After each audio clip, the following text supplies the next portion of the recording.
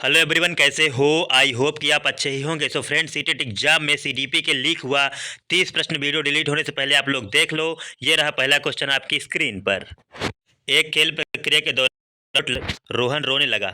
यह देखकर उसके पिता ने कहा, लड़कियों की तरह व्यवहार ना करो, लड़के रोते नहीं। पिता का यह कथन क्या दर्शाता है फ्रेंड्स? यहाँ पे आप लोग बताने का प्रयास करें। यहाँ पे आपका कौन सा करेक्ट होगा, आप लोग बताएं। तो फ्रेंड्स, यहाँ पे आपका पहला ऑप्शन करेक्ट होगा, लैंगिक रूढ़िवादिताओं को दर्शाता है। यहाँ पे आपका ए ऑप्शन करेक्ट होगा। देखें अगला क्वेश्चन। एक प्रगतिशील कक्षा में अध्यापक को अटल पाठ्यक्रम का पालन करना चाहिए, कि विद्यार्थियों में प्रतिस्पर्धा पर बल देना चाहिए, ज्ञान की संरचना के लिए प्रचुर मौके प्रदान करने चाहिए, कि विद्यार्थियों को उनके अकादमिक अंकों के आधार पर नामांकित करना चाहिए। फ्रेंड्स, यहाँ पे आप लोग आपका कौन सा करेक्ट होगा, आप लोग बताने का प्रयास करें। तो फ्रेंड्स, यहाँ पे आपका तीसरा ऑप्शन करेक्ट होगा, ज्ञान की संरचना के लिए प्रचुर मौके प्रदान करना चाहिए। देखिए अगला क्वेश्चन। एक गतिविधि के दौरान छात्रों को संघर्ष करते देख एक अध्यापिका बच्चों को संकेत और इशारे जैसे क्या, क्यों, कैसे प्रदान करने का फैसला लेती है। लेव वाइगोत्स्की के सिद्धांत के अनुसार अध्यापिका की यह योजना कौन सी होगी? बताने का प्रयास करें यहाँ पे। कि बच्चों को अधिगम के लिए अनुप्रेरित निष्प्रेरित करेगी, कि अधिगम के लिए पाढ़ आधारभूत संरचना का काम करेगी, कि छात्रों में प्रत्याहार निकास प्रवृत्तियां पैदा करेगी, कि अधिगम की प्रक्रिया में अर्थहीन होगी। सो फ्रेंड्स, यहाँ पे आप लोग बताने का प्रयास करें। यहाँ पे आपका कौन सा करेक्ट होगा, आप लोग बताएं।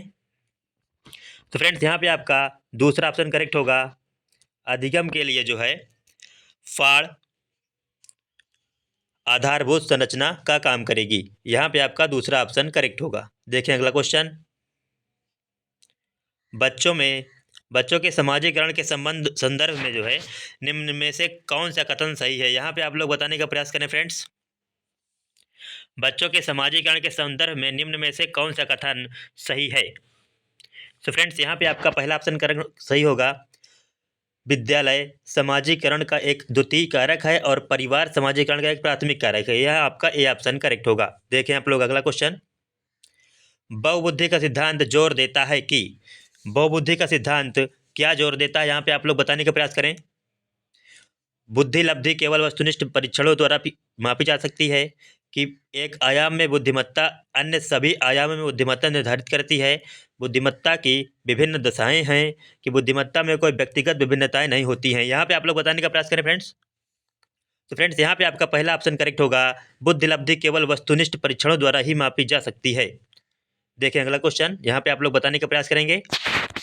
लॉरेंस कोहलबर्ग के सिद्धांत के अनुसार किसी कार्य को इसलिए करना क्योंकि दूसरे इसे स्वीकृति देते हैं, नैतिक विकास के या किस चरण को दर्शाता है? यहाँ पे आप लोग बताने का प्रयास करें। वेरी इंपॉर्टेंट क्वेश्चन है फ्रेंड्स, एग्जाम में हर बार देखने को मिलता है यह क्वेश्चन। तो फ्रेंड्स, यहाँ पे आपका पहला ऑप्शन करेक्ट होगा, प्रथा पूर्व। देखें अगला क्वेश्चन, आप लोग बताने का प्रयास करें। यहाँ पे लेव वाइगोत्स्की का सामाजिक सांस्कृतिक परिप्रेक्ष्य जो है अधिगम प्रक्रिया में किस पर जो है महत्व जोर देता है? यहाँ पे बताने का प्रयास करें, किस महत्व पर वो जो है जोर देता है। सांस्कृतिक महत्व पर, कि गुणारोपण पर, कि अभिप्रेरणा पर, कि संतुलीकरण पर? यहाँ पे आप लोग बताने का प्रयास करें फ्रेंड्स। सो फ्रेंड्स, लेव वाइगोत्स्की का जो सामाजिक सांस्कृतिक परिप्रेक्ष्य है वह अधिगम प्रक्रिया में सांस्कृतिक उपकरणों के महत्व पर जोर देता है। यहाँ पे आपका ए ऑप्शन पहला ऑप्शन करेक्ट होगा। देखिए अगला क्वेश्चन, आप लोग यहाँ पे बताने का प्रयास करेंगे कि जीन पियाजे अपने संज्ञानात्मक विकास के सिद्धांत में संज्ञानात्मक संरचनाओं को खाली स्थान के रूप में वर्णित करते हैं। यहाँ पे आप लोग बताने का प्रयास करें। यहाँ पे आपका कौन सा करेक्ट होगा, आप लोग बताएं। तो फ्रेंड्स, यहाँ पे आपका डी ऑप्शन चौथा ऑप्शन करेक्ट होगा, स्कीमा मनोबंध। देखिए अगला क्वेश्चन। जीन पियाजे के संज्ञानात्मक विकास के सिद्धांत में पूर्व संक्रियात्मक अवस्था में विकास का मुख्य गुण क्या होता है? यहाँ पे आप लोग बताने का प्रयास करें। तो फ्रेंड्स, यहाँ पे आप लोग बताएं कौन सा इसमें करेक्ट होगा। जीन पियाजे के संज्ञानात्मक विकास के सिद्धांत में पूर्व संक्रियात्मक अवस्था में विकास का मुख्य गुण क्या होता है? तो फ्रेंड्स, यहाँ पे कौन सा करेक्ट होगा, आप लोग बताने का प्रयास करेंगे। यहाँ पे आपका डी ऑप्शन चौथा ऑप्शन करेक्ट होगा, डी ऑप्शन संरक्षण और पदार्थों को क्रमबद्ध करने की जो क्षमता है ये जो है पूर्व संक्रियात्मक अवस्था में विकास का मुख्य गुण यही है इसका। यहाँ पे आपका डी ऑप्शन करेक्ट होगा। देखें अगला क्वेश्चन, विकास के संदर्भ में निम्न से कौन सा कथन सही है? यहाँ पे आप लोग बताने का प्रयास करें। सीटेट एग्जाम में हर बार ये क्वेश्चन आपको देखने को मिलता है कि विकास के संदर्भ में जो है कौन सा कथन यहाँ पे सही होगा। तो विकास एक बहुआयामी होता है, यहाँ पे चौथा ऑप्शन आपका करेक्ट होगा। देखें अगला क्वेश्चन। यहाँ पे आप लोग कमेंट बॉक्स में इसका आंसर जरूर दें फ्रेंड्स कि जन्म से किशोरावस्था तक बच्चों में विकास किस क्रम में होता है। यहाँ पे आप लोग बताने का प्रयास करेंगे, जन्म से किशोरावस्था तक बच्चों में विकास किस क्रम में होता है। वेरी इंपॉर्टेंट क्वेश्चन है फ्रेंड्स, आप लोग बताने का प्रयास करें। तो फ्रेंड्स यहाँ पे आपका पहला ऑप्शन करेक्ट होगा सामवेदिक, मूर्त, फिर अमूर्त। यहाँ पे आपका पहला ऑप्शन करेक्ट होगा। देखें देखें अगला क्वेश्चन। एक प्रगतिशील कक्षा में व्यक्तिगत विभिन्नताओं को किस प्रकार देखा जाना चाहिए। यहाँ पे आप लोग बताने का प्रयास करेंगे फ्रेंड्स। एक प्रगतिशील कक्षा में व्यक्तिगत विभिन्नताओं को किस प्रकार से देखा जाना चाहिए।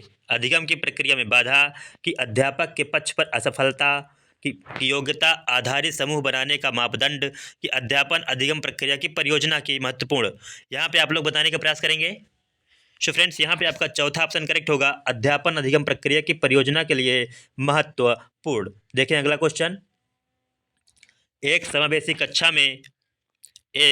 समावेशी कक्षा में खाली स्थान है पर जोर होना चाहिए। यहाँ पे आप लोग बताने का प्रयास करेंगे। यहाँ पे आपका कौन सा करेक्ट होगा।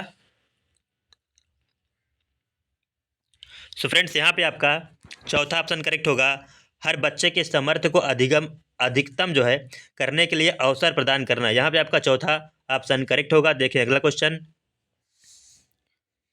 दिव्यांगजन अधिकार अधिनियम 2016 के अनुसार निम्न में से किस शब्दावली का प्रयोग उपयुक्त है। यहाँ पे आपका कौन सा करेक्ट होगा, आप लोग बताने का प्रयास करेंगे फ्रेंड्स।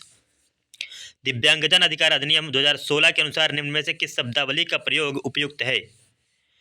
सो फ्रेंड्स यहाँ पे आपका तीसरा ऑप्शन करेक्ट होगा, छात्र जैसे शारीरिक दिव्यांगता है। यहाँ पे तीसरा ऑप्शन करेक्ट होगा। देखें अगला क्वेश्चन। अधिगम कठिनाइयों से जूझते छात्रों की जरूरतों को संबोधित करने के लिए एक अध्यापक को क्या नहीं करना चाहिए। यहाँ पे आप लोग बताने का प्रयास करेंगे। अधिगम कठिनाइयों से जूझते छात्रों की जरूरतों को संबोधित करने के लिए एक अध्यापक को क्या नहीं करना चाहिए फ्रेंड्स। यहाँ पे आप लोग बताने का प्रयास करें। तो फ्रेंड्स यहाँ पे आपका चौथा ऑप्शन करेक्ट होगा, शिक्षा शास्त्र और आकलन की जटिल संरचनाओं का प्रयोग शिक्षक को नहीं करना चाहिए। यहाँ पे आपका चौथा ऑप्शन करेक्ट होगा। देखें अगला क्वेश्चन। सृजनात्मकता की पहचान का प्रमुख लक्षण क्या है। यहाँ पे आप लोग बताने का प्रयास करेंगे फ्रेंड्स। सृजनात्मकता की पहचान का प्रमुख लक्षण क्या है। तो फ्रेंड्स यहाँ पे आपका दूसरा ऑप्शन करेक्ट होगा, अपसारी चिंतन। देखें अगला क्वेश्चन। विविध पृष्ठभूमियों के अधिगमकर्ताओं को संबोधित करने हेतु एक अध्यापक को क्या चाहिए। यहाँ पे आप लोग बताने का प्रयास करें। तो फ्रेंड्स यहाँ पे आपका दूसरा ऑप्शन करेक्ट होगा, विविध विन्यासों के उदाहरण लेने चाहिए। यहाँ पे आपका दूसरा ऑप्शन करेक्ट होगा। देखें अगला क्वेश्चन। समस्या समाधान क्षमताओं को किस प्रकार सुसाध्य किया जा सकता है। यहाँ पे आप लोग बताने का प्रयास करें फ्रेंड। समस्या समाधान क्षमताओं को किस प्रकार सुसाध्य किया जा सकता है फ्रेंड्स। तो फ्रेंड्स यहाँ पे आपका तीसरा ऑप्शन करेक्ट होगा, समरूपों के इस्तेमाल को बढ़ावा देकर। देखिए अगला क्वेश्चन।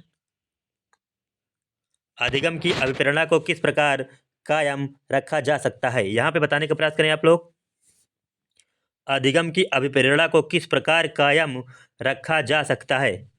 यहाँ पे आपका कौन सा करेक्ट होगा, आप लोग बताने का प्रयास करें फ्रेंड्स।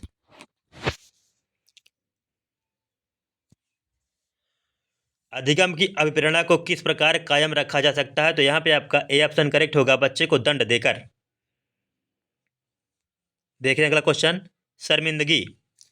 शर्मिंदगी जो है यहाँ पे क्या होगा, बताने का प्रयास करें।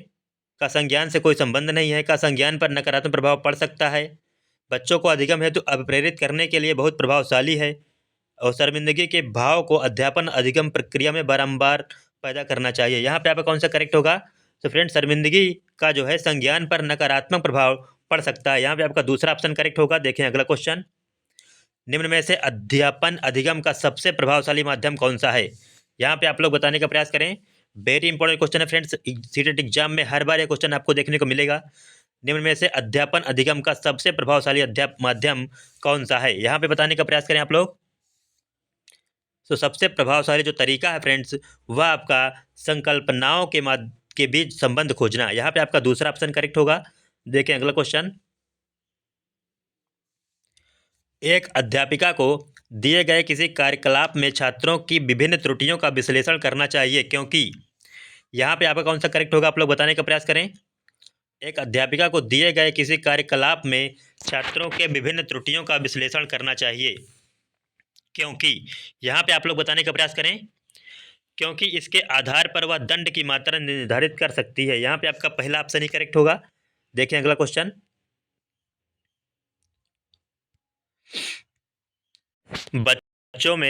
बच्चों को सीखने में कठिनाई होती है जब जब सूचना अलग अलग टुकड़ों में प्रस्तुत की जाए, वे आंतरिक रूप से प्रेरित हों, अधिगम सामाजिक संदर्भ में हो, विषय वस्तु को बहुरूपों में प्रस्तुत किया गया हो। यहाँ पे आप लोग बताने का प्रयास करें फ्रेंड। बच्चों को सीखने में कठिनाई जब होती है जब सूचना अलग अलग टुकड़ों में प्रस्तुत की जाती है। यहाँ पे पहला करेक्ट होगा आपका। देखिए अगला क्वेश्चन। अधिगम की सर्वोत्तम अवस्था कौन सी है? यहाँ पे आप लोग बताने का प्रयास करें फ्रेंड्स। अधिगम की सर्वोत्तम अवस्था कौन सी है? तो फ्रेंड्स यहाँ पे आपका तीसरा ऑप्शन करेक्ट होगा, संतुलित उत्तेजना कोई भय नहीं। यहाँ पे तीसरा ऑप्शन करेक्ट होगा। देखिए अगला क्वेश्चन। अधिगम का संरचनात्मक विचार या सुझाव देता है कि ज्ञान की संरचना में, यहाँ पे कौन सा करेक्ट होगा आप लोग बताने का प्रयास करें यहाँ पे। तो फ्रेंड्स यहाँ पे आपका तीसरा ऑप्शन करेक्ट होगा, बच्चे सक्रिय भूमिका निभाते हैं। यहाँ पे आपका तीसरा ऑप्शन करेक्ट होगा। देखें अगला क्वेश्चन। अधिगम के लिए निम्न में से कौन सी धारणा उपयुक्त है? यहाँ पे आप लोग बताने का प्रयास करें। अधिगम के लिए निम्न में से कौन सी धारणा उपयुक्त है? योग्यता सुधार्य है, योग्यता अटल है, कि प्रयासों से कोई फर्क नहीं पड़ता, कि असफलता अनियंत्रित है। यहाँ पे आपका कौन सा करेक्ट होगा? तो फ्रेंड्स यहाँ पे आपका चौथा ऑप्शन करेक्ट होगा, असफलता अनियंत्रित है। तो फ्रेंड्स देखें अगला क्वेश्चन। निम्न में से कौन सी परिपाटी विद्यार्थियों में संकल्पनात्मक समझ में बढ़ोतरी करने में सहायक है? यहाँ पे आपका कौन सा करेक्ट होगा, आप लोग बताएं। निम्न में से कौन सी परिपाटी विद्यार्थियों में संकल्पनात्मक समझ में बढ़ोतरी करने में सहायक है? तो फ्रेंड्स यहाँ पे आपका चौथा ऑप्शन करेक्ट होगा, अन्वेषण और संवाद। यह आपका बहुत ही सहायक है। देखिए अगला क्वेश्चन। एक कार्य के दौरान सायना स्वयं से बात कर रही है, वह कार्य पर किस प्रकार प्रगति कर सकती है? लेवाइगोस्की के भाषा और चिंतन सोच के बारे में दिए गए विचारों के अनुसार इस तरह का व्यक्तिगत वाक्य क्या दर्शाता है? यहाँ पे आप लोग बताने का प्रयास करें फ्रेंड्स। फ्रेंड्स यहाँ पे आपका दूसरा ऑप्शन करेक्ट होगा, स्वनियमन। देखें अगला क्वेश्चन। मूल्यांकन पद्धतियों का लक्ष्य होना चाहिए। यहाँ पे बताने का प्रयास करें आप लोग। मूल्यांकन पद्धतियों का लक्ष्य होना चाहिए, यहाँ पे कौन सा करेक्ट होगा? तो फ्रेंड्स यहाँ पे आपका विद्यार्थियों की जरूरतों एवं आवश्यकताओं की पहचान करना, यहाँ पे आपका तीसरा ऑप्शन करेक्ट होगा। देखें आप लोग अगला क्वेश्चन। बच्चों के विकास की व्यक्तिगत विभिन्नताओं को किस पर प्रतिरोपित किया जा सकता है? यहाँ पे आपका कौन सा करेक्ट होगा, आप लोग बताएं। केवल अनुवांशिकता पर, केवल पर्यावरण पर, ना तो अनुवांशिकता ना तो पर्यावरण पर, अनुवांशिकता एवं पर्यावरण की पारस्परिकता पर। तो फ्रेंड्स यहाँ पे आपका चौथा ऑप्शन करेक्ट होगा, अनुवांशिकता एवं पर्यावरण की पारस्परिकता पर। यहाँ पे चौथा ऑप्शन करेक्ट होगा। सो फ्रेंड्स ये रहे आपके टोटल 30 क्वेश्चन। अगर आप इन 30 क्वेश्चन में अगर आपका 16 क्वेश्चन अगर सही हुआ होगा, फिर भी आप इस बार सीटेट एग्जाम आसानी से पास कर लेंगे। सो फ्रेंड्स हम लोग मिलते हैं अगले वीडियो में। आप लोग हमारे चैनल को सब्सक्राइब कर लीजिएगा। हम लोग मिलते हैं अगले वीडियो में, तब तक के लिए थैंक यू सो मच।